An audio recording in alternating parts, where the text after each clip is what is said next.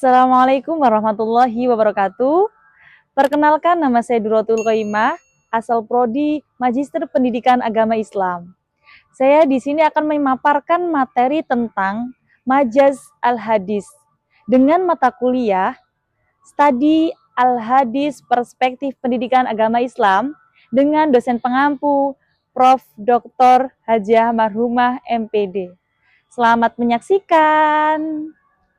Majaz Al-Hadis dikutip dari buku Prof. Marhumah dengan judul buku Ulumul Hadis di halaman 193. Majaz Al-Hadis. Majaz secara etimologi berasal dari kata jaza al-syai'a yajuzu, seseorang yang telah melewati, maka dia yang telah melewatinya. Majaz digunakan untuk menunjukkan makna yang lain yang mempunyai kesesuaian dari makna aslinya. Secara istilah, majaz al-hadis adalah lafaz yang digunakan pada selain makna yang dibuat untuk bukan makna asli. Karena terdapat alaqoh dan korinah yang menghalangi pemakaian makna asli. Ilmu majaz al-hadis adalah ilmu yang mengkaji redaksi matan hadis yang digunakan untuk menunjukkan makna asli yang melekat padanya. Karena adanya hubungan antara korinah dan alaqoh yang menghalangi penggunaan kata tersebut dari makna aslinya. Jadi, majaz al-hadis adalah majaz yang memiliki pengertian bukan dari makna aslinya, tetapi hampir sama dengan makna aslinya. Selanjutnya, kita akan membahas tentang macam-macam majaz al-hadis, yaitu dibagi menjadi dua, yaitu majaz lughawi dan majaz akli. Majaz lughawi. Majaz lughawi adalah makna majaz yang dimengerti berdasarkan akal pikiran dan penyandaran fiil dan sesamanya pada yang semestinya didasari. Sedangkan majaz akli adalah penyandaran fiil yang pada tidak semestinya disandarkan karena adanya alaqoh dan korinah yang menghadapi penyandaran pada yang semestinya. Jadi berbeda ya. Nah, kita akan membahas satu-satu. Majaz lughawi. Majaz lughawi biasa disebut dengan personifikasi.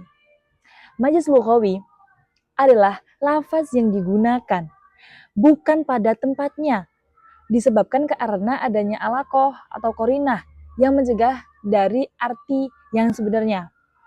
Contoh dalam hadis Bukhari pada nomor 1783 yang ada di gambar, menerangkan bahwa makan dan minumlah hingga jelas bagimu benang putih dan benang putih dan benang hitam, yaitu fajar. Nah, dari sini bisa dimaknai bahwa benang putih dengan benang hitam ini adalah yang memaknai arti waktu, yaitu fajar. Jadi majaz lughawi di sini adalah di waktu fajar. Oke, selanjutnya majaz akli. Majaz akli di sini dapat dibagi menjadi 6. Yang pertama ada as-sababiyah, kemudian az-zamaniyah, kemudian al-makaniyah, terus keempat al-masdariyah, dan kelima al-fa'iliyah, dan terakhir al-maf'uliyah. Yang pertama kita bahas as-sababiyah. As-sababiyah itu apa sih? As-sababiyah itu adalah penyandaran suatu perbuatan untuk kepada pelaku. Seperti yang di samping itu ada waqala fir'aun ya hamanu bani li sorhan. Nah, ini pelakunya mana? Pelakunya ialah asbabiyahnya di mana sih? Asbabiyahnya adalah hai Haman. Oke. Yang saya lingkarin di sini. Kemudian yang kedua adalah az-zamaniyah. Az-zamaniyah itu adalah perbuatan atau penyandaran suatu perbuatan kepada masa terjadinya. Seperti contoh yang di samping itu ada naharul mu'mini shaimul walailuhu qaimun. Naharun adalah siang. Jadi az-zamaniyahnya di sini adalah waktunya, yaitu siang. Kemudian yang ketiga ada al-makaniyah.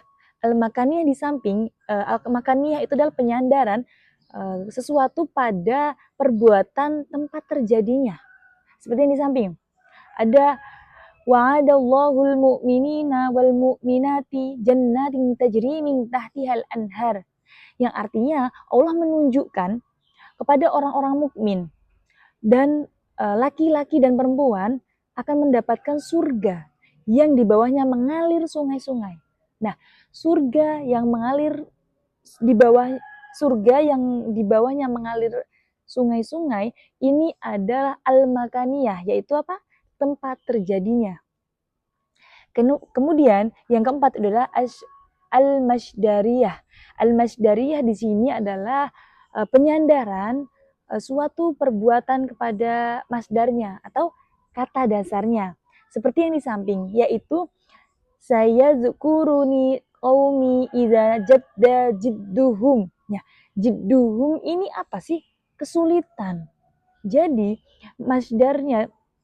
masdariyahnya di sini adalah jidduhum, yaitu kesulitannya. Karena kata dasarnya atau asalnya. Kemudian yang kelima itu ada al-fa'iliyah. Al-fa'iliyah itu apa sih? Al-fa'iliyah adalah penyandaran suatu perbuatan kepada fa'ilnya yang dimaksud dari maf'ulnya. Seperti yang di samping yaitu fahuwa fi 'ishatir radiyah. Radiyah di sini adalah diridhoi. Jadi diridhoi ini adalah al-fa'iliyahnya. Dan terakhir yaitu al-maf'uliyah. Al-maf'uliyah adalah penyandaran suatu perbuatan kepada maf'ulnya. Padahal yang dimaksud adalah fa'ilnya. Seperti yang di samping. Yaitu yang terakhir masturo satiron. Yaitu tertutup. Masturon yang bermakna tertutup atau semakna dengan bina majhul, dan yang dimaksud adalah satiron yang artinya menutup. Jadi dari ayat di samping ini adalah maf'uliyahnya adalah masturon. Kemudian setelah ini akan membahas materi tentang latar belakang terjadinya metafora hadis.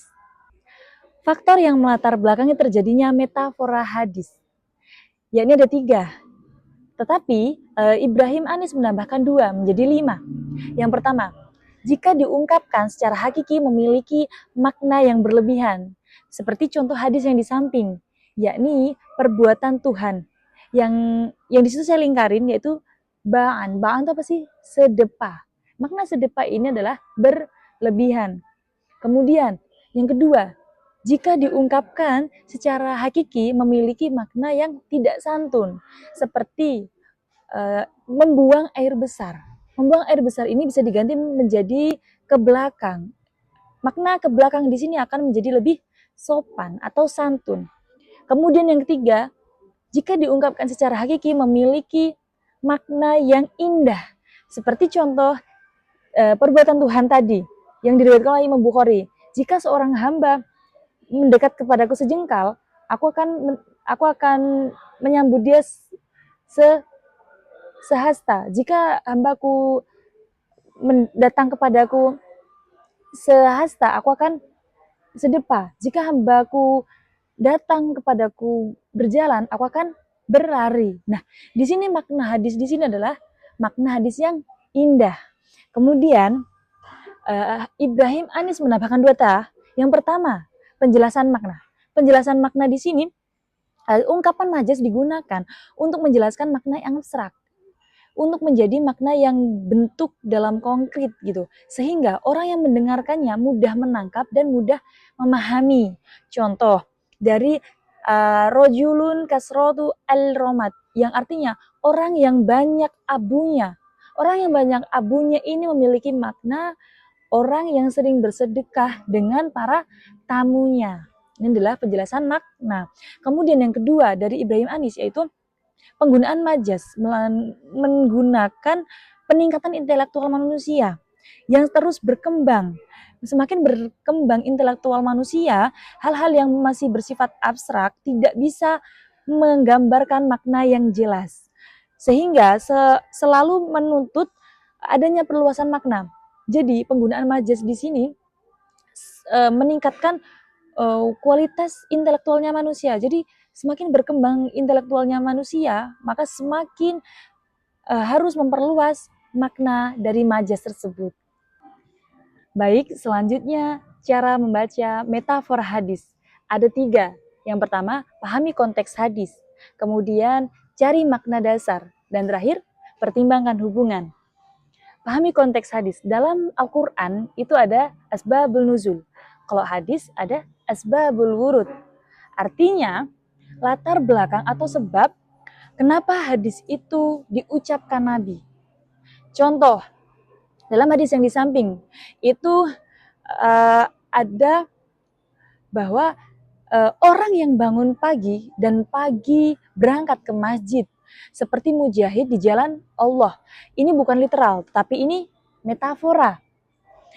Hadis ini diriwayatkan untuk menunjukkan nilai besar amalan tersebut.